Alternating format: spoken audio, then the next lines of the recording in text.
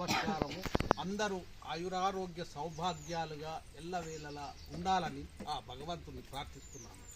ఈ విశ్వకర్మ భగవానుడు సృష్టికే మూలకర్త. ప్రతిదానికి ఫస్ట్ విశ్వకర్మ.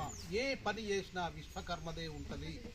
వడ్లోళ్ళే కానీ, అవరోళ్ళే కానీ, శిల్పులే కానీ, కంచర్ వాళ్ళే కానీ అన్ని పనులను అవలీలగా పనిచేస్తున్నారు. ఇప్పుడు ఏ భగవంతుని తయారైన సీతారాముడు, ఇప్పుడు అయోధ్యలో శ్రీరాముల వారి ప్రయోజన మన శిల్పే ఎంతో చక్కని విగ్రహాన్ని తయారు చేసి, అదంతా ఆ భగవంతుడి యొక్క ఇచ్చినటువంటి వరం. కాబట్టి భగవంతుడు ఎప్పుడు ఈ సృష్టిని శుభంగా ఆయురారోగ్య సౌభాగ్యాలతోటే ఉంచాలని మనస్ఫూర్తిగా భగవంతుడు ప్రార్థిస్తున్నాం. ఇంకో విషయం ఏంటంటే మన విశ్వబ్రాహ్మణులు అంటే మనుమయ త్వష్ట శిల్పి విశ్వజ్ఞ. ఈ మనుమయ త్వష్ట శిల్పి విశ్వజ్ఞం లేనిది ప్రపంచంలో ఏ పని కూడా నెరవేరదు.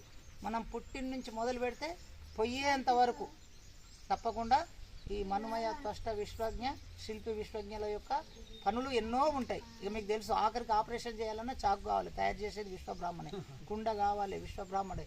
ప్రతి వస్తువు కావాలన్న విశ్వబ్రాహ్మణే. కాబట్టి విశ్వబ్రాహ్మణుల యొక్క ప్రాముఖ్యత మీరు కూడా కనీసం మర్చిపోయి తెలుసుకొని ఏం చేయాలంటే ప్రపంచానికి చాటి అన్ని కులాలు అందరూ బాగుండే విధంగా చూడాలని ప్రార్థన.